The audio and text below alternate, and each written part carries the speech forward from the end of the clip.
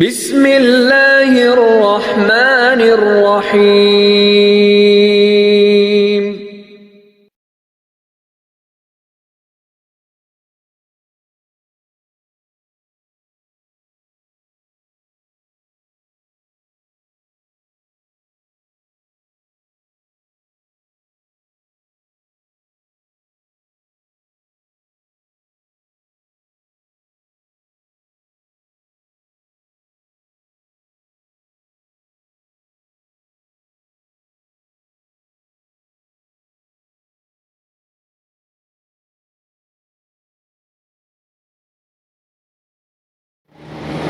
جو حضرات پیچھے بیٹھے ہوئے ہیں وہ اگلی صفوں میں آ جائیں، پہلے اندر کا حصہ بھر لیں، اور پہلی صف کا جو زیادہ ثواب ہے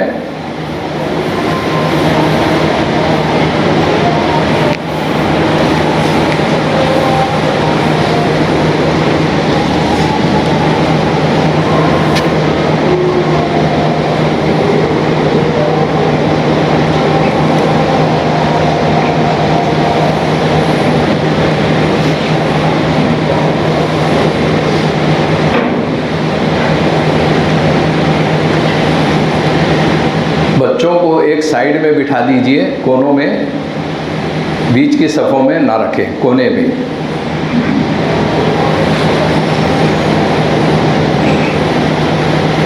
یہ آپ لوگ اگر سامنے آ گئے تو بہتر ہے، پیچھے والوں کو سہولت ہو۔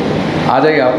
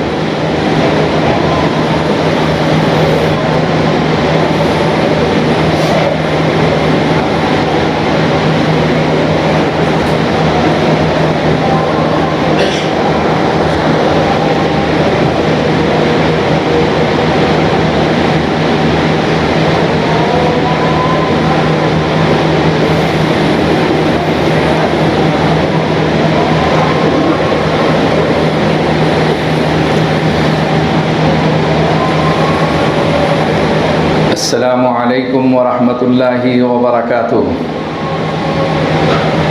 الحمد للہ کفا وسلام علی عبادہ الذین اصطفى، اما بعد فاعوذ باللہ من الشیطان الرجیم، بسم اللہ الرحمن الرحیم۔ یا ایہا الذین آمنوا قوا انفسکم واہلیکم نارا، وقال اللہ تبارک وتعالی فی شان حبیبہ ان اللہ وملائکتہ یصلون علی النبی یا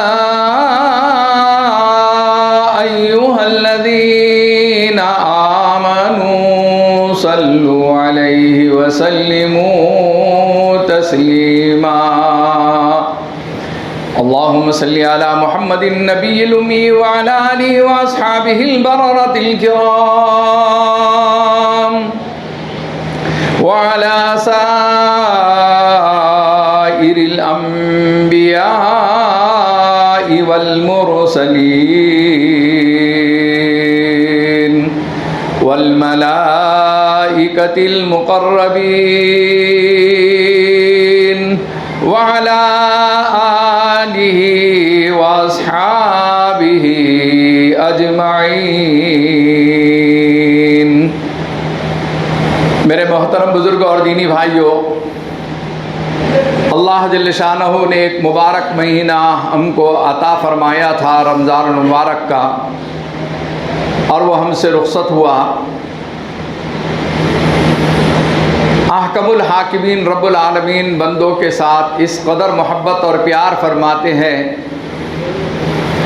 کہ اس مبارک مہینے کے اندر بے شمار نیکیاں ہم نے جو کمائی ہے، جتنی عبادتیں ہم نے کی ہے، اور اللہ کو راضی کرنے والے جو اعمال ہم نے کیے ہیں، زکوٰۃ صدقے کے ذریعے سے، لوگوں کی خیر خواہی بھلائی صدقہ فطر کے ذریعے سے، اللہ کو بندوں کی یہ ادا بہت پسند آتی ہے۔ اس لیے فرشتوں پر ناز کر کے، فخر کر کے اللہ تعالیٰ ایک انعام دینے کے لیے عیدگاہ تک کے بلاتے ہیں۔ آج عید کا دن ہے، اور عید خوشیوں کی عید اس کی ہوتی ہے یقیناً کہ جس نے رمضان کا حق ادا کیا ہے۔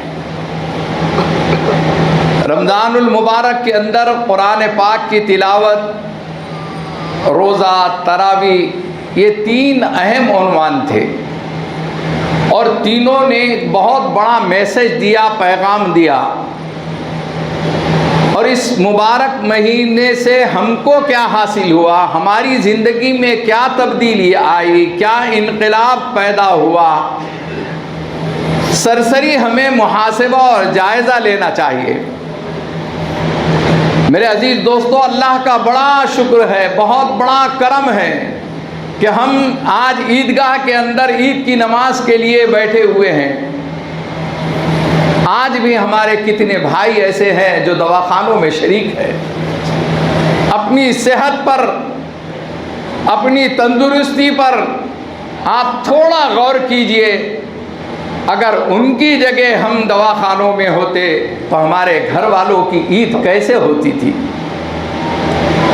آج آپ غور کیجئے، اللہ کا شکر ادا کیجئے کہ صحت تندرستی کے ساتھ ہم عیدگاہ تک کے آئے، عید کی نماز کے لیے آئے۔ آپ اللہ کا شکر ادا کیجئے۔ ہمارے صفوں میں گزشتہ سال کتنے لوگ تھے جو لاک ڈاؤن کے اندر اس دنیا سے رخصت ہو گئے۔ اللہ تعالیٰ تمام مرحومین کی مغفرت فرمائے، انہیں جنت الفردوس میں اعلیٰ جگہ نصیب فرمائے۔ تمام بیماروں کو اللہ صحت کاملہ عاجلہ مستمرہ عطا فرمائے۔ اللہ انہیں بھی عید کی خوشیاں نصیب فرمائے۔ کیسا دور امت مسلمہ نے دیکھا، انسانوں نے دیکھا، پوری دنیا نے دیکھا کہ اگر کسی کا انتقال ہو جاتا تھا تو باپ کا جنازہ ہے، بیٹے اور گھر والے اور خاندان والے اس کو اٹھانے کو تیار نہیں تھے، دوسرے لوگ آتے تھے اور اس کو اٹھا کر لے جایا کرتے تھے۔ ایسے ایسے مناظر آپ ذہن میں لاؤ کہ اللہ کا شکر تمہارے دلوں کے اندر پیدا ہو جائے۔ شوہر لاک ڈاؤن کے اندر کورونا میں بستر پر پڑا ہوا ہے، گھر میں بیوی بیمار ہے، بچے پریشان ہیں۔ ماں یہ سوچتی ہے کہ اگر میں دواخانے جاؤں گی تو مجھے بھی یہ کورونا ثابت کر کے وہی شریک کر لیں گے اور میری باڈی جو ہے، میری لاش دیں گے نہیں۔ اس لیے وہ تڑپ رہی ہے، ترس رہی ہے۔ ایک طرف گھر کے اندر یہ ماحول ہے، ہاسپٹل کے اندر یہ ماحول ہے، اور دنیا نے دیکھا اس بھیانک دور کو، نفسا نفسی کا عالم ہے۔ کوئی کسی کو ساتھ دینے کو تیار نہیں ہے، حتیٰ کہ کوئی گلے ملنے کو تیار نہیں، کوئی مصافحہ کرنے کو تیار نہیں۔ کتنے برے دور سے ہم گزرے، وہ 2-2.5 سال جو ہے، ایک طرف یہ حالات، یہ پس منظر ہے، تصویر کا یہ رخ ہے، دوسری طرف غربت ہے، افلاس ہے، کھانے کو محتاج ہے۔ کیسے دور سے انسان نکل کر آ رہا ہے۔ یہ تکلیفیں آئی تھی کیوں؟ یہ تکلیفیں صرف اور صرف اس لیے آئی تھی کہ دنیا کے اندر گناہ بہت عام ہو چکے ہیں، اللہ کی نافرمانی بہت عام ہو چکی ہے، باغی اور سرکش انسانوں نے اللہ کو ناراض کیا تھا۔ پھر اللہ کے کچھ بندے ہاتھ اٹھاتے ہیں، خالق اور مالک کے سامنے آنسو بہاتے ہیں۔ میرے عزیز دوستو، کبھی یہ سوچا بھی ہوگا کہ طواف کعبہ بند ہو جائے، کبھی یہ سوچا بھی ہوگا کہ عمرہ بند ہو جائے، کبھی یہ سوچا ہوگا کہ حج بھی نہ ہو؟ ایسے دور سے یہ امت مسلمہ گزری ہے اور انسان گزرے ہیں، پھر اللہ نے رحم فرمایا، آج ہم مسجد کے اندر، عیدگاہ کے اندر موجود نظر آ رہے ہیں۔ اللہ کا شکر جتنا ادا کرو گے آپ اتنا کم ہے۔ لئن شکرتم لازیدنکم ولئن کفرتم ان عذابی لشدید۔ اللہ کا شکر ادا کرو تو مزید اللہ اعمال میں بڑھوتری دیں گے۔ میرے عزیز دوستو، اس شکر کے جذبے نے رمضان المبارک کے اندر ایسا سجدہ شکر بجا لانے کے لیے اللہ نے منظور کیا، مجبور کیا، توفیق دیا کہ 3 پارے ایک رکعت کے اندر، 2 پارے ایک رکعت کے اندر، ایک پارہ ایک رکعت کے اندر ہم نے سنا۔ قرآن سے تعلق، قرآن سے لگاؤ، دلچسپی، اس کا اظہار کیا۔ میرے عزیز دوستو، اس قرآن کا میسج کیا تھا؟ یہ قرآن مسلمانوں کے لیے صرف نہیں نازل کیا گیا، انزل فیہ القرآن ھدی للناس، لوگوں کی ہدایت کے لیے اللہ نے اس کتاب مجید کو ہمارے ہاتھوں میں دیا، ہمارے سینوں میں دیا، لیکن ہم نے اس کے ساتھ کیا سلوک کیا؟ سرسری جائزہ لیں گے تو یہ محسوس ہوتا ہے کہ میرے عزیز دوستو، قصور ہمارا ہے، جرم ہمارا ہے، پاپ ہمارا ہے، ہم نے قرآن کا بھی حق ادا نہیں کیا۔ سچ بات تو یہ کہ قرآن کا حق ادا نہیں کیا۔ ہماری ماں اور بہنوں نے ہم سے سبقت لے کر گئی، رمضان میں کسی نے 10 قرآن پاک ختم کیا، 15 قرآن پاک ختم کیا، خواتین نے، عورتوں نے۔ سحر کے انتظام کرنا ہے، افطار کا انتظام کرنا ہے، بچوں کی خدمت کرنا ہے، شوہر کی خدمت کرنا ہے، اس کے ساتھ رب کو راضی کرنا ہے۔ اس قدر انہوں نے قرآن پڑھا۔ ذرا سوچئے تو صحیح، ہمیں کیا ہو گیا کہ ہم ایک قرآن بہت مشکل سے ادا کیا، 2 قرآن مشکل سے پڑھ لیے۔ چند خوش نصیب بندے ہوں گے جو پورے رمضان میں شاید پاؤ پارا یا 1 رکوع کا ترجمہ اور تفسیر انہوں نے پڑھا ہوگا۔ باقی بد نصیبی ہے ہماری کہ اتنا مہینہ ہم کو ملا، ہم نے قرآن کو سمجھا نہیں، دوسروں کو ہم کیا سمجھائیں گے؟ قرآن پر صحیح عمل نہیں کیا، دوسروں کو کیسے عمل کروائیں گے؟ میرے عزیز دوستو، وہ معزز تھے زمانے میں مسلمان ہو کر، وہ معزز تھے زمانے میں مسلمان ہو کر، ہم خار ہوئے تارک قرآن ہو کر۔ قرآن کو چھوڑنے کی وجہ سے یہ ذلت اور رسوائی ہے، یہ حالات ہے، یہ پریشانیاں۔ ہم قرآن والے بنے، قرآن کا میسج دینے والے بنے۔ ایک محلہ تو آپ بتاؤ، ایک بستی تو آپ بتاؤ، ایک شہر تو آپ بتاؤ کہ لوگوں کو لا کر ہم تعارف کرائیں کہ یہ قرآن والا محلہ ہے، یہ قرآن والی گلی ہے، یہ قرآن والی مسجد ہے۔ اس مسجد میں 100% لوگ قرآن پڑھتے ہیں، سمجھتے ہیں، دوسروں کو سمجھا سکتے ہیں؟ نہیں ہے مسلمان، ایک محلہ نہیں بتا سکتے آپ، حالانکہ ہر گھر کے اندر قرآن رکھا ہوا ہے۔ ہمارے ماں باپ نے شادی بیاہ میں قرآن اور رحل اور جزدان کے ساتھ بہترین قرآن پاک دیا، اس قدر یعنی جو ہے قرآن کے ساتھ ہم نے ظلم کیا ہے. اللہ ہمارے قصوروں کو معاف فرمائے. قرآن کے میسج کو دوسروں تک کے پہنچانا ہے. بیرون ممالک کا جب سفر ہوتا، ایک دیوانہ وار کیفیت کے ساتھ ایک تنظیم، چند نوجوان محنت کرتے. ہم نے دیکھا کہ ریڈ القرآن، ریڈ القرآن، ریڈ القرآن. جدھر نظر دوڑاؤ گے، چوراہوں پر، بازاروں میں، گلی میں، کوچوں میں، کہیں پر بھی آپ جاؤ، قرآن کو پڑھنے کا انہوں نے ماحول بنایا. اپنے پڑوس میں نزدیک کشمیر کے اندر جانا ہوا، چند درد مند اور فکر مند لوگوں نے ایک وین بنائی ہے. ٹورسٹ ایریا ہے کشمیر، جہاں پر ٹورسٹ آ کے کھڑے رہتے ہیں، وہاں پر ایک وین کھڑے رہ جاتی ہے اور ٹی وی کے اسکرین سے وہ اچھے قاریوں کے قرآن سناتے ہیں. پھر اس کے بعد اردو میں ترجمہ ہوتا ہے، انگریزی میں ترجمہ ہوتا ہے، کئی زبانوں کے اندر ہوتا ہے، اور قرآن کے ترجمے کے نسخے ان کو فری میں تقسیم کرتے نظر آتے ہیں.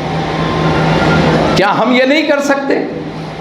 کیا ہم یہ اپنے علاقے کو، یہ ٹورسٹ ایریا ہے، ایلورا اجنٹا کی غاروں کی وجہ سے غیر مسلم آتے ہیں. میرے عزیز دوستو، ہم نے اپنوں میں قرآن کا پیغام نہیں پہنچایا، غیروں میں تو بہت بڑا قصور ہمارا ہے کہ آج تک کے فکر بھی نہیں کیے. یہ فکر ہمارے اندر ہونا. آج عید ہے، یہ خوشی کا موقع ہے. یقیناً عید تو ان کی ہے جنہوں نے روزوں کا حق ادا کیا. یقیناً عید ان کی ہے جنہوں نے تراویح کا حق ادا کیا ہے. یقیناً عید ان کی ہے جنہوں نے قرآن کا حق ادا کیا ہے. لیکن کبھی آپ نے یہ سوچا کہ بدنصیبی کیوں ہمارے سر پر آتی ہے؟ یہ بدنصیبی ہمارے ہی نصیب میں کیوں آتی ہے؟ ایک حدیث جس کے اوپر ذہن ہونا چاہیے کہ جبرائیل امین فرما رہے ہیں کہ ہلاک ہو وہ شخص جس نے رمضان کا مبارک مہینہ پایا اور اپنی مغفرت کا سامان پیدا نہیں کیا، اپنی مغفرت کے اعمال نہیں کروائے. آقائے مدینہ سرکار دو عالم محمد رسول اللہ صلی اللہ علیہ وسلم باوجود رحمت للعالمین ہونے کے اس ہلاک ہونے والی دعا پر آمین فرما رہے ہیں کہ اللہ قبول فرما لے. رحمت للعالمین ہیں، چرند پرند حیوانات کے لیے آپ کے دل کے اندر رحم ہے، نرمی ہے، لیکن یہاں پر آمین فرما رہے ہیں کیونکہ اتنا بڑا مہینہ ملا اور بدنصیبی یہ ہے کہ ہم نے اپنے مغفرت کے لیے اعمال نہیں کیا ہے. فرمایا ہلاک ہو وہ شخص جس نے رمضان کا مبارک مہینہ پایا اور اپنی مغفرت نہیں کروائی.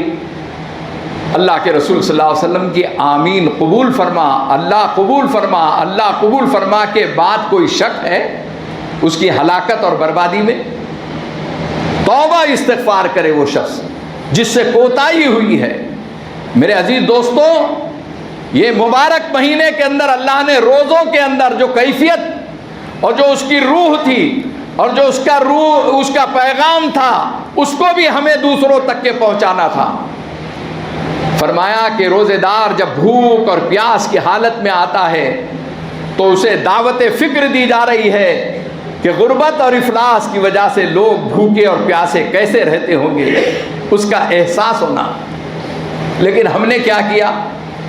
روزے کو بھی ایسا پیش کیا ہے کہ الامان الحفیظ. میرے عزیز دوستو، روزے کا ایک تصور بھوکے اور پیاسے رہنے کا ہے، خالق اور مالک کو راضی کرنے کا ہے، اس وقت کے اندر حلال چیز سے رکنے کا ہے. لیکن دوسرا رخ کیا ہے؟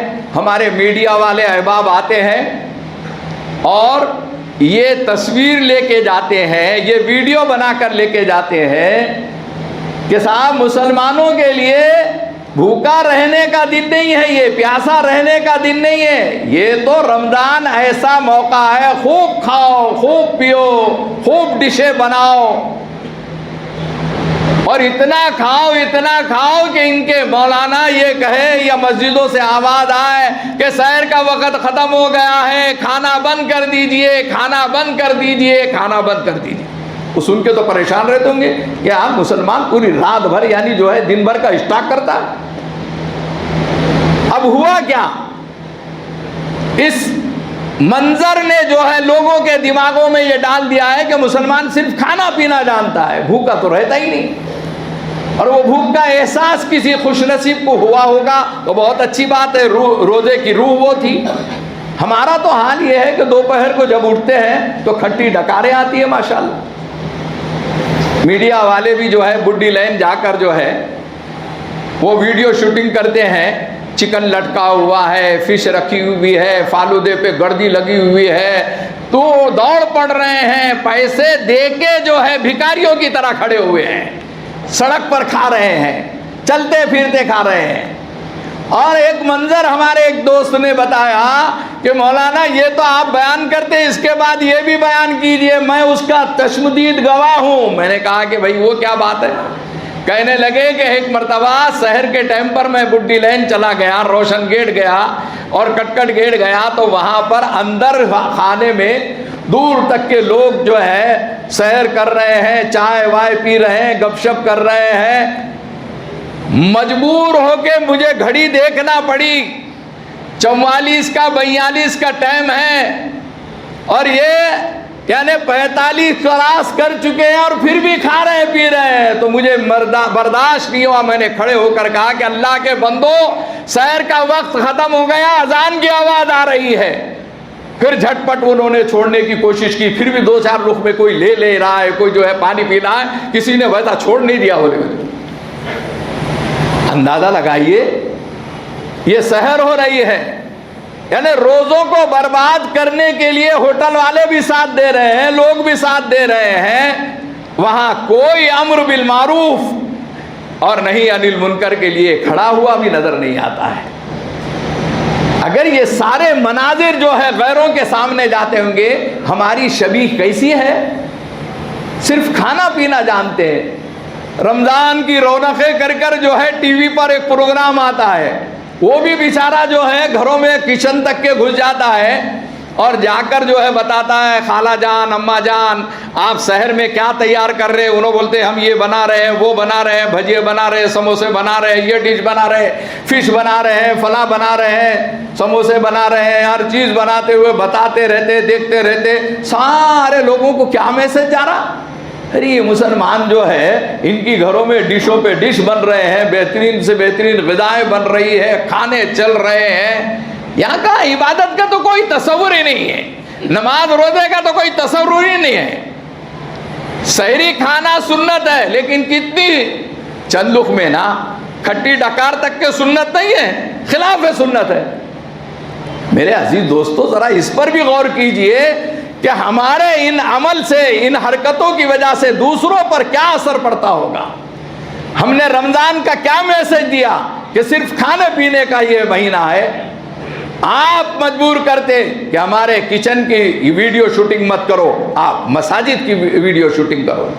آپ ان روزے داروں کے بیانات لو جو بھوک اور پیاس کی وجہ سے اپنے کمرے میں چلا گیا اور جا کر کے گلاس تک کے ہاتھ لگایا، اب پینا چاہتا تھا تو اس کے ایمان نے اسے روک دیا کہ تو جان دینا پسند کرتا ہے، ایمان دینا پسند نہیں کرتا ہے۔ بھوک کی شدت کی وجہ سے معصوم بچہ تڑپ رہا ہے، معصوموں کو ہم روزہ رکھاتے ہیں، مغرب کا وقت آ رہا ہے، ماں باپ تسلی دے رہے ہیں، تھوڑی دیر صبر کر لے، تھوڑی دیر صبر کر لے، تھوڑی دیر صبر کر لے۔ اس بھوک اور پیاس پر اللہ کو تو بہت رحم آتا ہے، لیکن کبھی اس سے ہم نے سبق لیا؟ تعجب ہوتا ہے، لوگ اپنے معصوم بچوں کو 5 سال کے 6 سال کے اخبارات میں تصویر دے رہے ہیں، بہت اچھی بات ہے، اس بچے نے 6 سال میں روزہ رکھا، اس نے 5 سال میں رکھا، لیکن اس کے ماموں نے، چچا نے، اس کے دادا نے، اس کے نانا نے، یہ ہٹے کٹے مسرنڈے جو ہے ماموں جان نے، چچا جان نے اس دن بھی روزہ نہیں رکھا جب یہ بچے نے رکھا تھا۔ ان کی روزہ کھلائی کب کراتے؟ ان کو پھول کے ہارا کب پہناتے؟ کوئی ایک درد مند فکر مند جماعت تو ایسی تیار ہو کہ جو محلوں میں یہ ماموں اور چچاؤں کو گلے میں پھول کے ہار ڈال کے مسجد میں لاؤ کہ انہوں نے 40 سال کے بعد روزہ رکھا, انہوں نے 20 سال کے بعد روزہ رکھا, انہوں نے 10 سال کے بعد روزہ رکھا, ہم روزہ کھلوائی کر رہے ہیں, ان کی افطار پارٹی دے رہے ہیں. کیا ہو گیا؟ ایک طرف تو وہ مریض جس کو ڈاکٹر نے منع کیا ہے کہ آپ شوگر کی بیماری آپ روزہ مت رکھو, وہ بوڑھی ماں رکھ رہی ہے, وہ بوڑھی بہن رکھ رہی ہے, وہ بوڑھا باپ رکھ رہا ہے, اور یہ نوجوان جو ہے 40 سال 45 سال کی عمر کا 35 سال کی عمر کا, اس نے 1 یا 2 روزے رکھ کر چھوڑ دیا. کیوں نہیں فکر کی ہم نے؟ اپنے محلوں میں, اپنی بستیوں میں, اپنی مساجد کے اندر کیوں ایسے درد مند اور فکر مند احباب تیار نہیں ہوتے ہیں؟ تو میرے عزیز دوستوں اور بزرگوں, یہ رمضان المبارک اللہ نے ہم کو عطا فرمایا تھا.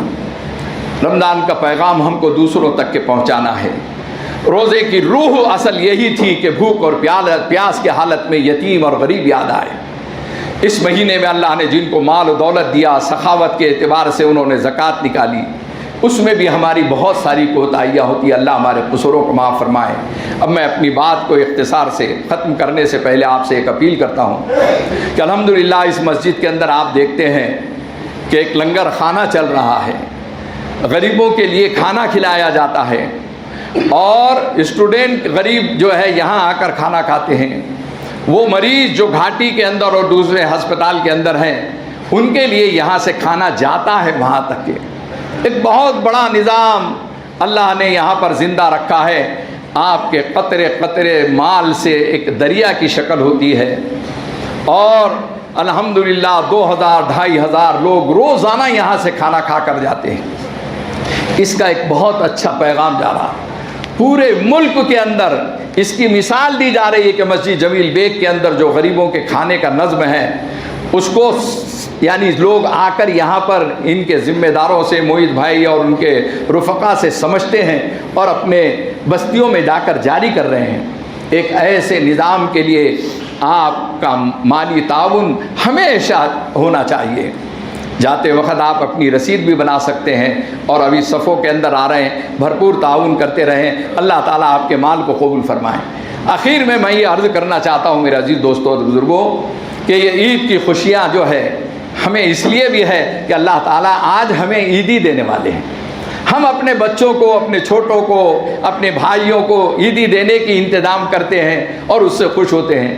اللہ تعالیٰ فرشتوں کو گواہ رکھ کے کہتے ہیں کہ جو محنت اور مزدوری کرنے والا ہے, کیا اس کو اس کی اجرت نہ دی جائے؟ وہ عرض کرتے ہیں کہ حکم الحاکمین رب العالمین, بالکل ان کو دینا چاہیے. تو کیا دے رہے ہیں اللہ تعالیٰ آج ہم کو جو بہت بڑا انعام دے رہے ہیں میرے عزیز دوستو, وہ سرٹیفکیٹ دنیا کا سب سے بڑا سرٹیفکیٹ ہے. اللہ تعالیٰ فرشتوں کو گواہ رکھ کر یہ فرماتے ہیں کہ میری عزت کی قسم, میرے شان علو مرتبت کی قسم, آج میں ان تمام کو معاف کرتا ہوں, مغفرت کا عام اعلان کرتا ہوں. یہ بخشائے ہوئے اپنے گھروں کو لوٹ جائیں گے. میرے عزیز دوستو, مغفرت کا اعلان ہو رہا ہے, اور یہ رمضان کے مبارک مہینے کے بدلے میں صلے میں جو ہے اللہ تعالیٰ یہ عیدی اور انعام دے رہے ہیں. اب اس کا مطلب یہ ہے کہ رمضان کے بعد کی زندگی میں خلاف شریعت کوئی کام نہ ہو, خلاف سنت کوئی کام نہ ہو, اللہ کو ناراض کرنے والا کوئی عمل نہ ہو. یہ پورے مبارک مہینے کے اندر جو ہم نے سیکھا تھا وہ 11 مہینے ہم کو یعنی جو ہے اس کے اوپر عمل کرتے رہنا ہے. ایک اتنا بہترین پروانہ, سرٹیفکیٹ اور انعام, اور اس کے پر پھر خون کے دھبے آ جائے, پھر گناہ کے دھبے آ جائیں, پھر اس پر کالے دھبے آ جائیں. میرے عزیز دوستو سوچو, ایک اچھا انسان تو کبھی دھبے آنے نہیں دے گا. آپ اپنی زندگی کے معیار کو بلند کیجئے, عبادت کا ذوق اور شوق اپنے اندر پیدا کیجئے. ہم کو اللہ تعالیٰ نے جو عبادت کا یہ ذوق اور شوق پورے رمضان میں دیا تھا, کیسے ماشاء اللہ تہجد گزار نوجوان بھی ہے, بچے بھی ہے, معصوم بچے بھی ہے. ہماری بچیاں گھروں کے ماحول کی وجہ سے, ہمارے بچے مسجدوں کی ماحول کی وجہ سے یہ ضد کرتے تھے کہ امی جان ہمیں سحری کے لیے اٹھانا، اگر آپ سحری کو نہیں اٹھائیں گے تو ہم بغیر سحری کا روزہ رکھ لیں گے۔ یہ کیسا ایمانی جذبہ پیدا ہوا ہے، ایک ماحول آپ دیجئے۔ رمضان کے بعد اپنے گھروں کے اندر نمازوں کا اہتمام، آپ سنت اور نفل اپنے گھروں پہ جا کے پڑھیں گے تو یہ معصوم بچے آپ کے ساتھ نماز میں بھی شریک ہوتے نظر آئیں گے۔ ایک ماں جب نماز پڑھ رہی ہے، ایک معصوم بچی سامنے آ جاتی ہے، امی میں بھی آپ کے ساتھ نماز پڑھوں گی۔ یہ جذبہ اس امت کے چھوٹے چھوٹے معصوم بچوں کے اندر کس وجہ سے پیدا ہوا؟ یہ رمضان کی وجہ سے پیدا ہوا ہے۔ یہ رمضان میں جیسے اللہ تعالیٰ نے عام دنوں میں حرام سے بچنے کا حکم دیا تھا، ایک مہینہ یہ فرمایا کہ چند گھنٹے حلال سے بھی تمہیں رکنا ہے۔ یہ امر ربی ہے، اللہ کا حکم ہے، مال تمہارا ہے، غذا تمہاری ہے، حلال غذا ہے، لیکن پھر بھی تم ہاتھ نہیں لگا سکتے افطار تک کے۔ بندہ مومن نے اپنے رب کو راضی کرنے کے لیے حلال کو بھی ترک کر دیا، حلال کو بھی چھوڑ دیا۔ یہ ٹریننگ دی جا رہی تھی، یہ ایک میسج دیا گیا ہے کہ ہمارا جو حکم ہوگا اسے تمہیں پورا کرنا ہے۔ ہم جب کہیں گے کہ کھانا بند کر دو تو کھانا بند کر دینا ہے، ہم جب کہیں گے کہ افطار کر لو تو تمہیں افطار کر لینا ہے۔ بندہ مومن نے پورے مہینے وہ ٹریننگ حاصل کی ہے، اس لیے کہ 11 مہینے امر ربی کا یہ پابند ہو جائے۔ میرا رب جو چاہتا ہے میں وہ زندگی گزاروں گا، میں من جو چاہتا ہے وہ زندگی نہیں گزاروں گا۔ میرے عزیز دوستو، اخیر میں ملک کے جو حالات ہیں، ان حالات سے آپ گھبرائیے مت، ان حالات سے آپ پریشان ہونے کی ضرورت نہیں ہے۔ یہ لاؤڈ اسپیکر بند کرانا، نماز بند کرانا، قرآن کو ختم کر دینا، ایسے نعرے تو دنیا میں ہم جب سے پیدا ہوئے جب سے سنتے آ رہے ہیں۔ اور اسلام کی تاریخ ہے، جب آپ اسلامی تاریخ پڑھیں گے تو کیسے کیسے حالات سے صحابہ اکرام رضوان اللہ علیہم اجمعین کی زندگیاں گزری، کتنی بڑی بڑی آزمائشوں سے گزارا گیا، کتنی بڑی بڑی قربانیاں دینا پڑی، خون کی ندیاں بہی، زندگیوں میں اپنے بچوں کو یتیم ہوتا ہوا انہوں نے دیکھا، اپنی بیویوں کو جو ہے بیوہ ہوتے ہوئے دیکھا، لیکن اسلام کے دامن کو انہوں نے نہیں چھوڑا، محمد صلی اللہ علیہ وسلم کے دامن کو نہیں چھوڑا۔ حالات تھوڑے سے آتے ہیں، ہم بہت زیادہ گھبرا جاتے ہیں، اللہ کی مدد بھی آتی ہے، جو کہتا ہے کہ لاؤڈ اسپیکر بند کر دو۔ اللہ کا ایسا عجیب نظام ہوا کہ اسی وقت عشاء کی اذانیں شروع ہو گئی، وہ پریشان ہو گیا، ارے یہ کیا ہو رہا ہے؟ پولیس والوں کو کہنے لگا کہ بھائی یہ بند کراؤ یار، اس کا بھونگا دکا منہ جو ہے دوسری طرف کراؤ۔ اس کو معلوم ہی نہیں ہے کہ یہ اذان کا مقصد کیا ہے۔ ہمارا قصور ہے، بٹھا کے اس کو سمجھانا تھا، اس کے جیسے لوگوں کو سمجھانا تھا۔ اللہ اکبر اللہ اکبر۔ اب ایک صاحب غیر مسلم جو ہے پوچھنے لگے، یہ اکبر اویسی کا نام کئی کو لیتے کہ بولے جو ہے، یا اکبر جودھا کا نام کئی کو لیتے کہ بولے جو ہے، اللہ اکبر اکبر اکبر بول کے۔ اب ان کو نادانوں کو یہ اتنی معلوم ہے کہ اس کا میننگ کیا ہے، اس کا ترجمہ کیا ہے، اس کا مفہوم کیا ہے، اس کا مقصد کیا ہے، تو ان کے تو کان میں ٹھنکنے والا ہے، ان کے یعنی سر درد تو ہونے والا ہے۔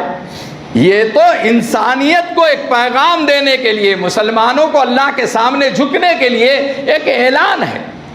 اور ہماری اذان ذہن میں رکھو کہ دعوت ہے، دعوت۔ ہم نے اس دعوت کو بھی بگاڑا۔